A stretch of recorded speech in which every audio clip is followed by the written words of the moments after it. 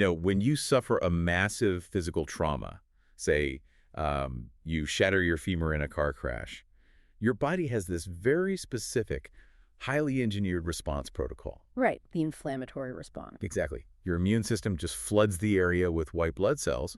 Inflammation completely immobilizes the joint to prevent further damage.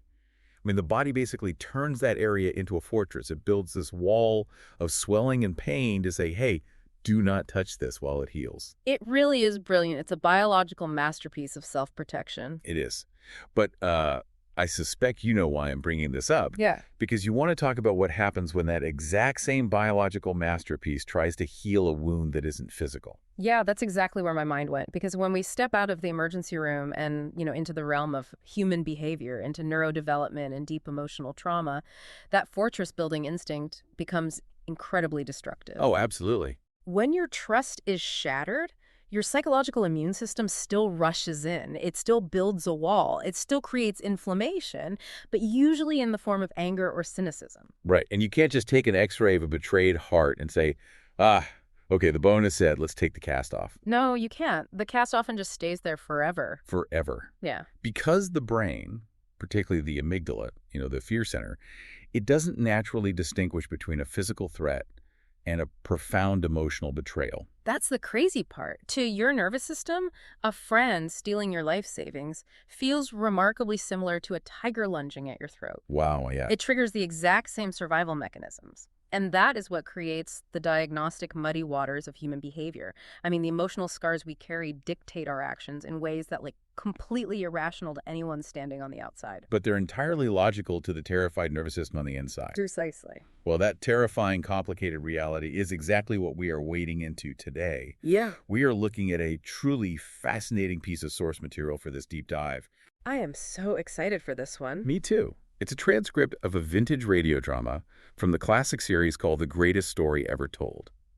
And this specific script is an adaptation called The Parable of the Sower, which is based on the 8th chapter of the Gospel of Luke. Right, the famous agricultural metaphor. Exactly.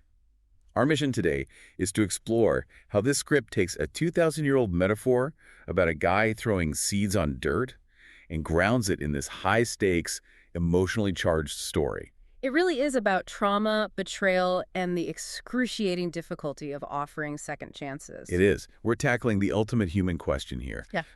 What do you do when you open your heart or your home to help someone and they completely betray you? Do you close yourself off forever? It's an endurance test, and what makes this adaptation so potent is that it doesn't give you cheap, easy answers. No, it really doesn't. It forces the listener to sit in the uncomfortable reality that sometimes doing the right thing, being the generous person, results in you getting severely hurt. Okay, let's unpack this, because the way this drama begins sets the stakes impossibly high. It does not start in some peaceful, sun-drenched field with a farmer tossing seeds. Oh, far from it. It starts in the brutal, claustrophobic belly of a Roman galley ship. The narrator establishes this striking, almost nauseating contrast right away. Up top, you have these majestic Roman galleys cutting across glistening blue waters. It sounds beautiful. Right, it's swift. It's the pinnacle of ancient world travel and military dominance. Yeah, but the mechanism powering that dominance is a literal nightmare. A nightmare. To understand the psychological baseline of our main character, Samuel, we really have to understand the historical reality of what a Roman galley actually was. I mean, this wasn't just hard labor. No, it was a death sentence. Basically, yes. But below the decks, there is zero sunlight. The air is thick with sweat, excrement, seawater. Men were chained to wooden benches, often for the remainder of their natural lives. yeah, that's horrific. They ate there, they slept there, they died there, and when the ship anchored in a beautiful port, they remained in the dark. It is a state of permanent sensory deprivation combined with extreme physical torture. And into that darkness, the writer drops our main character, Samuel. He's from a place called Cana. And he isn't just some guy who got caught stealing a loaf of bread. All right, he's innocent. He is a man who has been unjustly imprisoned for 5 long years. He was sent to this living death because of false testimony. A man literally lied on the witness stand, and the state stripped Samuel of his freedom, his property, and his life. It's the ultimate injustice. But the very first interaction we hear isn't Samuel plotting revenge. It's Samuel taking the blame for something to protect his friend Reuben. Yeah, let's look at the mechanics of that moment because it is crucial. A Roman sentry comes down into the hold, whip in hand, demanding to know who was calling for water. The sentry is just looking for blood. Exactly. And Samuel immediately speaks up. He says, I'm the one you want. If there's punishment due, it's mine. Leave this man alone. It's astounding. But I actually want to challenge this for a second. Okay, go for it.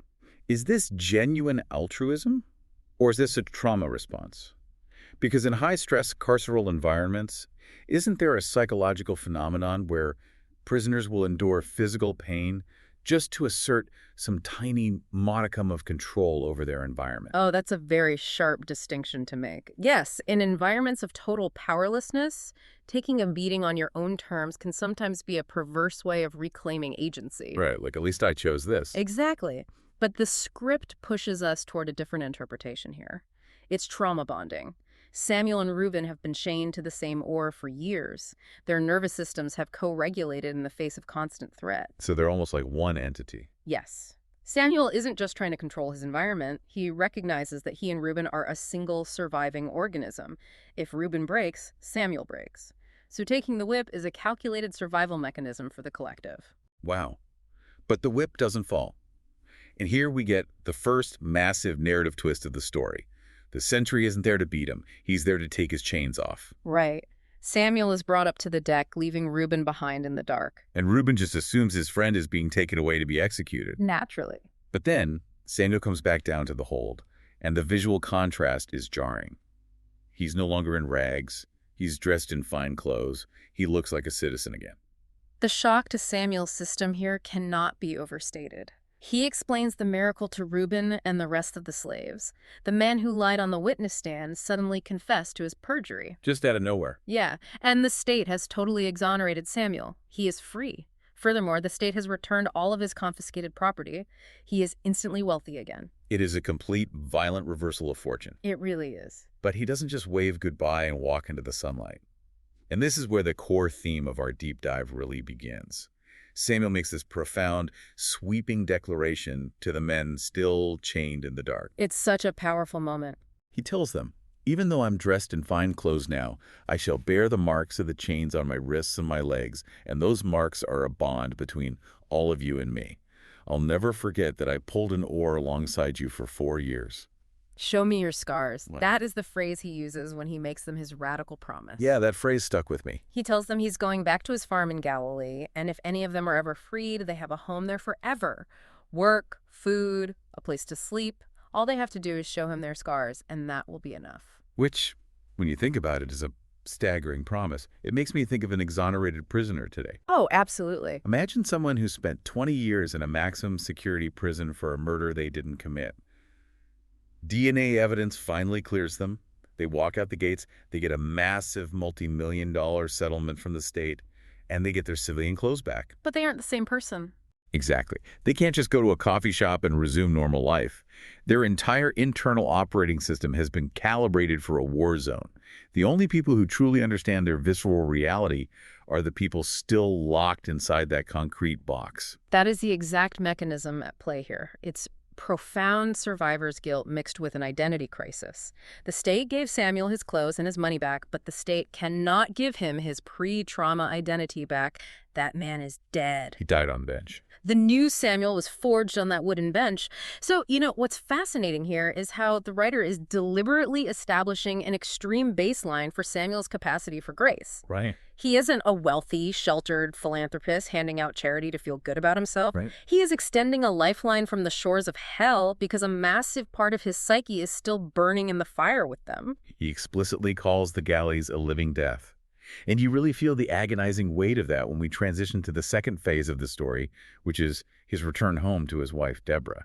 Because on paper, Samuel has everything. Right? He's free, he's rich, he's home, but he is absolutely not at peace. No, he is a psychological wreck. He confesses to Deborah that he will never be able to forget the sound of the chains, the smell of the hole, the feel of the whip. It haunts him. And he harbors this deep, smoldering, toxic rage toward the people who put him there. I mean, the perjury of one man stole 5 years of his life. And Deborah steps in here not just as a supportive spouse, but almost as a trauma therapist. Yeah. She identifies that this rage is a secondary infection that will eventually kill him if he doesn't treat it. That's a great way to phrase it. She tells him that to truly survive, he has to do the impossible. He has to forgive the man who lied. He has to promise not to hate.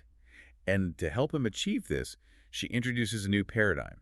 She tells him about a new teacher, a prophet, a Messiah who has emerged in Galilee while Samuel was imprisoned. I want to highlight the narrative restraint here because it's so smart. The script doesn't introduce the master, Jesus, as a magical wand that Samuel waves to instantly cure his PTSD. Right, it's not a quick fix. The master is introduced as a cognitive and spiritual anchor.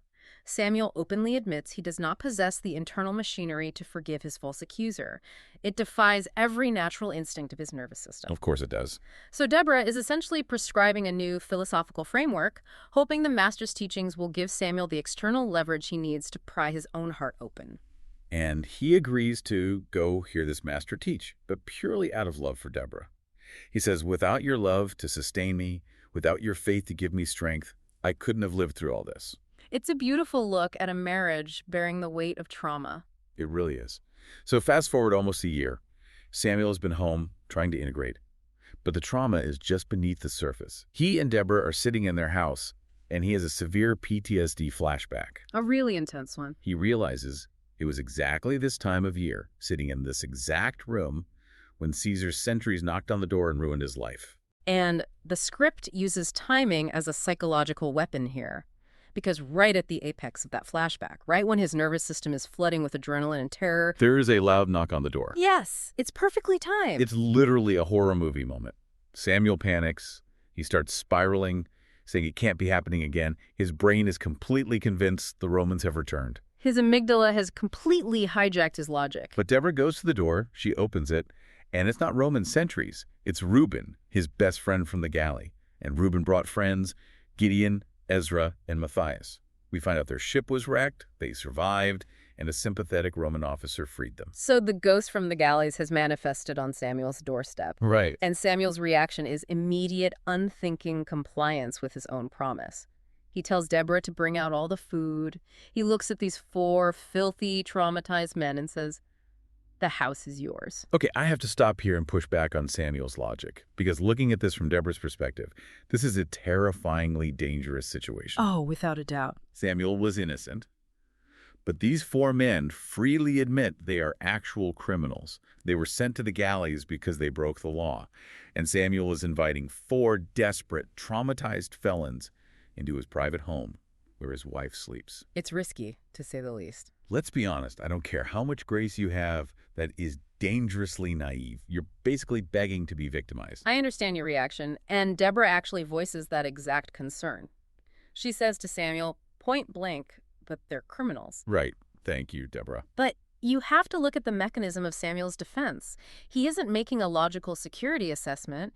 He is projecting his own innocence onto them. He says, they were my friends. They deserve a chance just as I would have. He fundamentally believes that the shared suffering of the galleys was a purifying fire.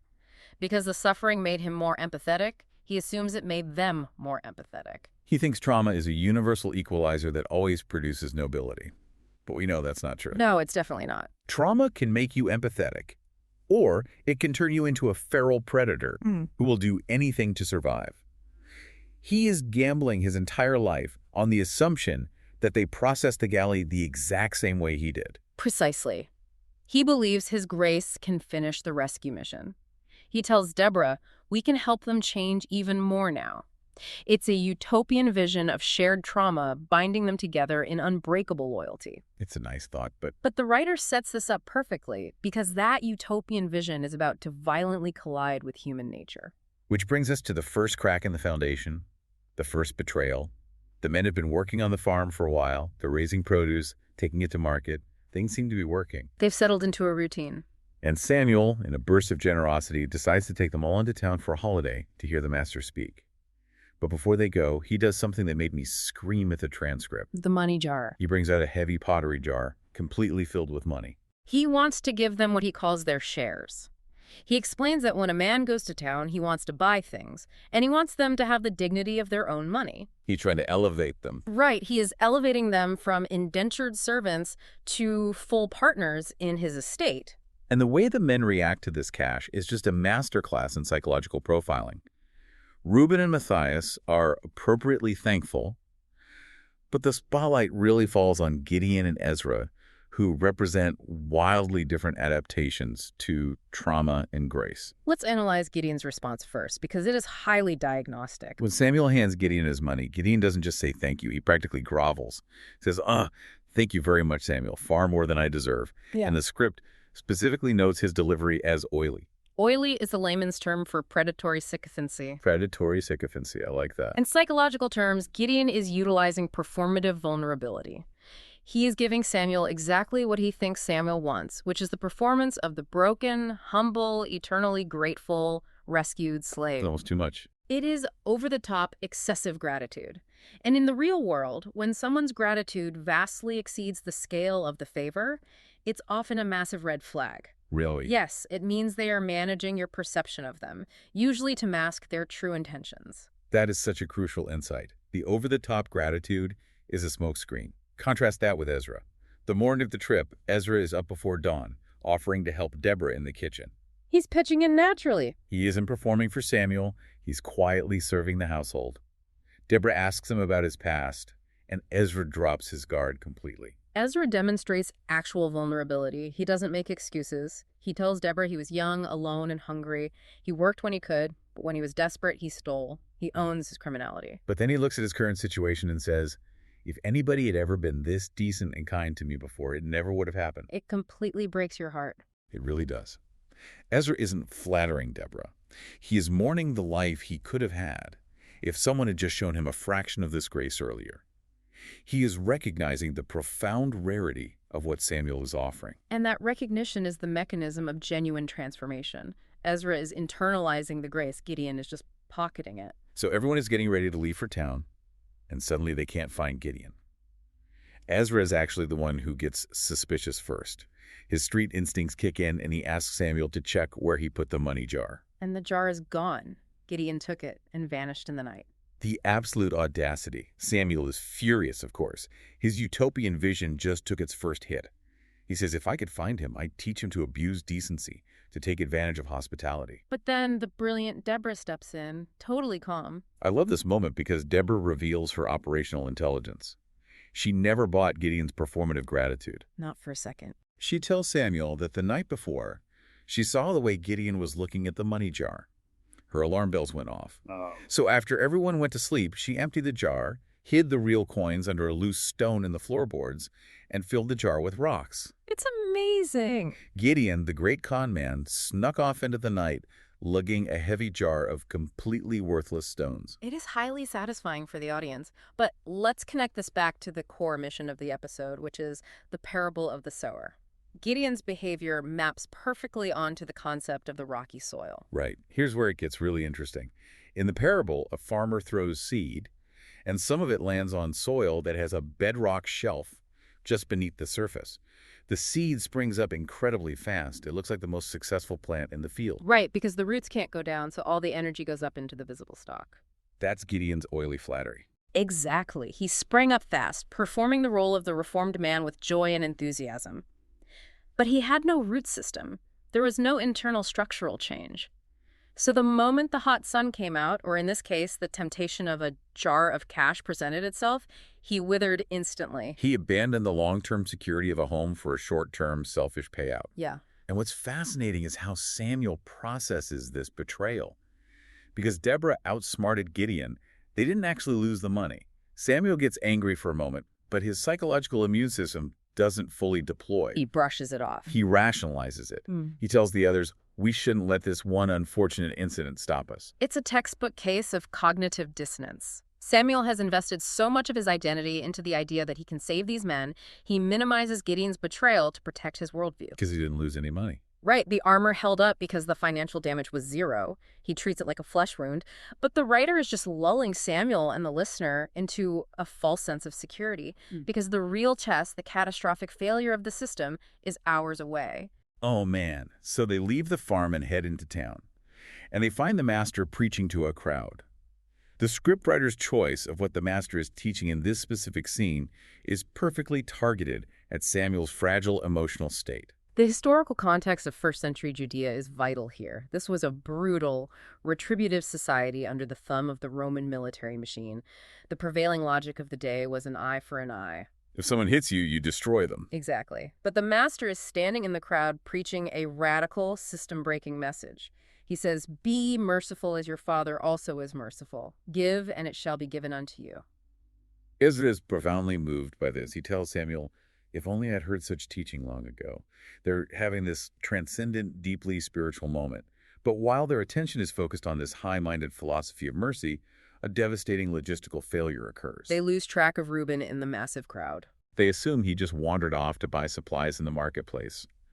They eventually start the long walk back to the farm, figuring he's a grown man who will catch up. But as dusk falls, you can feel the narrative tension ratcheting up in the dialogue. Samuel keeps aggressively rationalizing why Reuben isn't with them. Yeah, he's saying, oh, he probably met a friend, he probably got lost. But Deborah is dead quiet. She knows. And Samuel even lashes out at her silence. He says, just because Gideon turned out that way doesn't mean we'll have to suspect Reuben too. He's desperately trying to hold the walls of his reality together. He says, I'd trust Reuben with anything I have. But the reality of trauma is that it doesn't care about your rationalizations. They arrive at the farmhouse in pitch blackness. Ezra notices there are no lamps lit. And then the visual manifestation of a violated sanctuary. The heavy front door is unlatched, just swinging back and forth in the night breeze. The creeping dread of that moment. They walk inside, and the house is a disaster area. Chairs are smashed, cupboards are pried open, their personal belongings are hurled across the floor. Someone tore the house apart looking for the money. And Deborah immediately runs to the floorboards. To the loose rock where she hid the real money the night before. She pulls it up. It's gone. And the psychological floor drops out from under Samuel. Because this wasn't Gideon. Gideon was a stranger, a slippery con man. This was Reuben. Let's just pause and truly examine the horror of this betrayal. Reuben was the man chained to the very same piece of wood as Samuel for 2 agonizing years. They breathed the same putrid air. They took beatings for each other. They were brothers. Samuel offered him a sanctuary, elevated him to a partner, and trusted him implicitly. And Reuben used the distraction of a sermon on divine mercy to sneak back to the farm, violate his best friend's home, and steal his life savings. If we look at the neurobiology of what happens to Samuel in this ruined room, it is an amygdala hijack of the highest order. His whole system crashes. Completely. His entire worldview, the belief that shared suffering creates unbreakable loyalty, the belief that his grace could save his friends, is instantly vaporized. The betrayal of Reuben is so catastrophic that it breaches Samuel's psychological immune system entirely. He undergoes a total systemic collapse. Ezra, trying to be supportive, steps forward and says he's so sorry this happened, and Samuel just snaps. He turns on Ezra and Matthias with a terrifying venom. All the high-minded ideals of mercy vanish. He screams at them, generalizing Reuben's betrayal to all galley slaves. He says, I took all of you in, gave you work where no one else would, and this is the way you repay me. Notice the pronoun shift there. He doesn't say, this is the way Reuben repays me. He says, you. Wow, yeah. His traumatized brain can no longer distinguish between the individual who hurt him and the group that individual belongs to. This is how prejudice and permanent bitterness are born out of trauma. The brain says, galley slave equals threat. Therefore, all galley slaves must be eliminated from my environment immediately. And honestly, challenge to the listener right now, can you blame him? I am 100% on Samuel's side in this moment. Really? Yeah. If I were in his shoes, bringing ex-convicts into my home, getting robbed by 1 in the morning, and then having my absolute best friend completely gut my life savings in the afternoon, okay, I wouldn't just yell, I would have grabbed a weapon. It's an intense reaction, but understandable. Why shouldn't he kick Ezra and Matthias out? Why should he risk even a 1% chance that they are in on it, or that they'll rob him tomorrow? The experiment failed. Shut it down. From a purely self-protective biological standpoint, you are entirely correct. It is the most logical reaction in the world. When trauma compounds, we enter self-protection mode. Right. He tells Ezra and Matthias to get off his land, and then he does something incredibly cruel. He threatens that if they ever come back, he will hand them over to the Roman authorities. He takes the very carceral system that tortured him and weaponizes it against the men he swore to protect. It is a devastating betrayal of his own principles. Ezra and Matthias, utterly crushed, turn around and walk back out into the dark. But Deborah, who has been the voice of reason this entire time, tries to intervene. She pleads with Samuel, pointing out the glaring logical flaw in his rage. Ezra and Matthias didn't do anything wrong. They were with Samuel the entire time. They didn't steal. But Samuel is completely blinded by the inflammation of his betrayal. He says, I want no part of any of them anymore.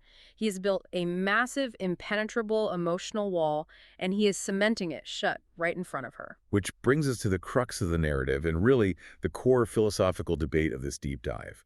Because Deborah realizes that if Samuel lets this stand, the trauma wins. The Romans took 5 years of his life, but Reuben's betrayal is about to take his soul. Exactly. She knows his conscience, his fundamental decency, will eventually eat him alive if he permanently punishes innocent men for a guilty man's crime. So she urges him to go back into town to the master's camp that very night. She appeals to the only thing left, his internal moral compass. She says, I know you, Samuel. You have a conscience which will trouble you if you decide later that you did wrong. And Samuel agrees to go. But we need to look very closely at how Samuel approaches the master in the middle of the night. He isn't seeking wisdom. He is seeking a rubber stamp. That is a brilliant way to put it. He approaches the master like a defense attorney presenting a watertight case. He really does. He says, I opened my home to 4 men. 2 of them had deceived me. 1 stole, 1 tried to steal. The other 2 I've driven from my house. I have done the right thing, haven't I, master? He is begging the highest moral authority he can find to validate his anger. He wants permission to keep his heart closed. He wants the master to say, yes, Samuel, the world is evil. You did your best. Lock the door. But the master's pedagogical method is fascinating. He doesn't answer the question directly. No, he doesn't. Because if he said, yes, you were right, he validates bitterness. If he said, no, you were wrong, Samuel's defenses would immediately flare up and he would argue. Instead, the master bypasses Samuel's defensive layers entirely by telling a story. He tells the parable of the sower. Exactly. Let's break down the exact language used in the script, because understanding the agricultural mechanics of the first century is the only way to unlock the psychology of this scene. It's vital. The master says, a sower went out to sow his seed. And as he sowed, some fell by the wayside, and it was trodden down, and the fowls of the air devoured it. And some fell upon a rock, and as soon as it was sprung up, it withered away because it lacked moisture. And other fell on good ground and sprang up and bare fruit 100-fold. Now, to a modern listener, this sounds like a terrible farmer. We picture tractors and neat, laser-straight rows where every single seed is injected precisely into fertilized dirt. Right, like maximum efficiency. But in first-century Judea, planting was done by broadcasting.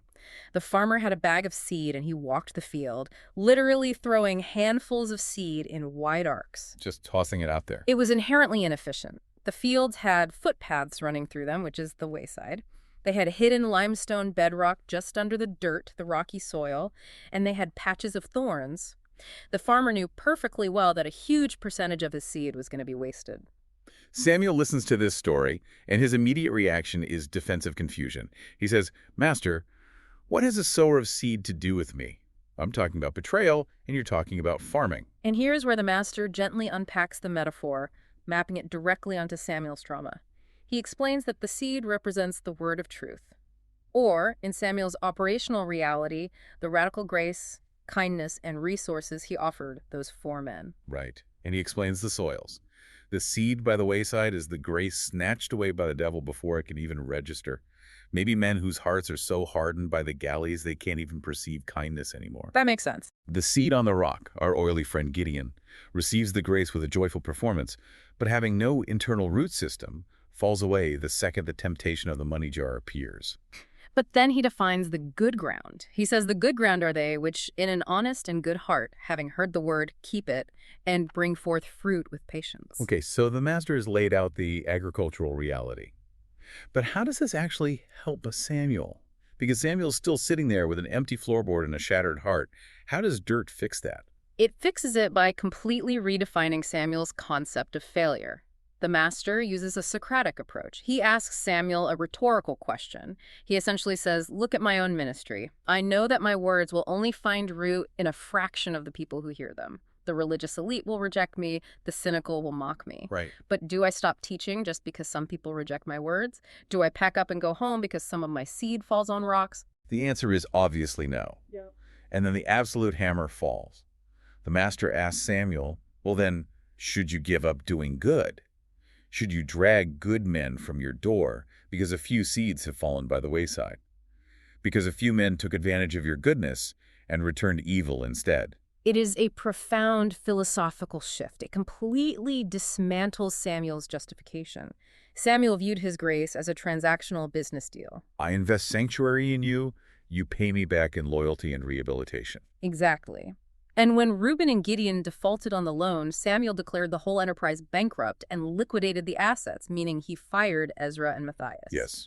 Transactional grace versus broadcast grace. Mm-hmm. The master is telling him grace isn't a bank loan, it is a broadcast. You throw it out there. Yeah. And by the very structural laws of the universe, some of it is going to be stolen by the birds, some of it's going to land on the Gideons who perform for you and leave. And some of it will land on the Reubens who use it to destroy you. Exactly. The sower isn't a failure because some seed fell on rocks. The seed didn't fail. It's just the nature of the soil. You cannot control what kind of soil the seed lands on. You can only control whether or not you keep your hand in the bag throwing the feed. And if you stop throwing the seed because you are furious at the rocks, you starve the good ground. Boom. That is the devastating realization that hit Samuel like a freight train. By going into self-protection mode, by building that wall and turning Ezra and Matthias out into the night, he didn't just protect himself from bad soil. He actively destroyed the good ground, where his seeds of kindness had actually taken root. Ezra was the good ground. Ezra was the one with the honest and good heart. He confessed his past crimes without making excuses. He marveled at Samuel's decency. He was quietly serving Deborah in the kitchen. The grace was working in him. It was. And Samuel, blinded by the inflammation of Reuben's betrayal, ripped that growing plant right out of the dirt and threw it in the fire. The script captures the panic of this realization perfectly. Samuel turns to Deborah and says, I've done a cruel thing to them. He doesn't wait for morning. He doesn't wait to process it. They grab a torch right then and there in the middle of the night, and they rush out on the dark roads to try and track down Ezra and Matthias before they disappear forever. The mechanics of this reunion on the road are incredibly tense. They are running down a dark dirt road with a flickering torch, and they finally spot the silhouettes of the two men. Samuel calls out, and they stop. But look at Ezra's reaction. It's heartbreaking. He is completely on the defensive. He assumes Samuel has brought the Roman guards to arrest them. He says, we took nothing. You can search us. It's agonizing. Ezra's psychological immune system has kicked back in. He has reverted to learned helplessness. He tells Samuel, with this crushing bitterness, I'm an old man, I've seen everything and learned to expect anything. Now let us go in peace. He has fully accepted that the world is a cruel, transactional place. And that Samuel's grace was just a temporary, cruel illusion. He is bracing for the whip again. But Samuel doesn't accuse him. He does something that requires a staggering amount of emotional regulation and humility. The man who was robbed, betrayed, and deeply violated stands in the dirt and asks the social outcasts to forgive him. And he doesn't just offer a flippant "my bad." He dissects his own psychological flaw out loud. He says, the fault was mine to expect perfection. Because two men betrayed me, I withdrew my kindness and friendship from all four of you. That takes immense courage. He confesses that the evil actions of Reuben and Gideon inflamed his vision so badly that he couldn't see the miracle happening in Ezra and Matthias. He takes full accountability for the collateral damage of his trauma response, and then he asks the ultimate question. Can you forgive me for what I said to you? For driving you away from my house? Would you come back with Deborah and me? And Ezra's response is so simple, but it carries the weight of a completely transformed life. He doesn't grovel like Gideon. He just looks at him and says, it would be home now. Mm-hmm. Yes, Samuel. We will go back with you. We're all going home together. It is a hard-won, exhausting, beautiful triumph. It is. But I want to pivot here because this adaptation raises a fascinating point about how we historically interact with this parable. Usually when people hear or read the parable of the sower, the focus is entirely internal and receiver-centric. We use it as a tool for spiritual self-diagnosis. We ask ourselves, what kind of dirt am I? Am I distracted by the weeds? Am I the rocky soil that gives up when things get hard? Am I the good ground? Right. It's usually a mirror held up to the listener to judge their own receptivity to truth or grace. Exactly. But this radio drama inverts the lens entirely. It focuses on the sower. It's not just about what kind of soil we are, it's about the staggering, almost irrational emotional endurance required to be the sower, to be the one throwing the seed, whether you are a host, a friend, a mentor, an employer, or a parent. That is profound. Because to be the sower, in the first century broadcast model, means accepting a massive, statistically guaranteed failure rate. It means accepting that your generosity will be abused. It means accepting that your trust will be weaponized against you. Your money jar will get stolen by the slick guy who praises you. And yes, sometimes the safe hidden under your floorboards will be empty by the person you bled next to. And when that happens, the temptation, the overwhelming biological, psychological, and perfectly logical urge will be to look at that empty floorboard, look at the smashed chairs, and say, never again. The experiment is over. I am locking the door, I am building a fortress, and I am never letting anyone in. Because it hurts too much. The inflammation is too severe. It hurts terribly. It feels like death. But the agonizing labor of forgiveness, the true system-breaking message of the master in this story, is that the wall you build to keep out Reuben is the exact same wall that keeps out Ezra. Wow. If you stop throwing the seed because you are justifying your anger at the rocks, the good soil starves to death, and the world becomes a little more barren. So to distill all of this down for you, the listener, this vintage radio drama takes a quaint story about ancient farming and weaponizes it into a gritty, suspenseful thriller about the absolute hardest thing a human being can do. It strips away the romanticism of charity. It really does. Yeah. It shows us that grace isn't a magical, warm and fuzzy fix that makes everyone behave properly. Grace is a constant, deliberate, agonizing choice to keep your heart open, to keep broadcasting after you have been deeply and unfairly wounded. It is the terrifying choice to walk back out onto the dark road with a torch, searching for the people you gave up on when you were hurting. You know, addressing you directly as you listen to this, you've undoubtedly had your own Reubens and your own Gideons. We all have. You've had employees, friends, or family members who took your kindness, your money, your emotional bandwidth, and just vanished. Or worse. Yeah. Or worse. People you trusted with your deepest vulnerabilities who used them to completely dismantle you.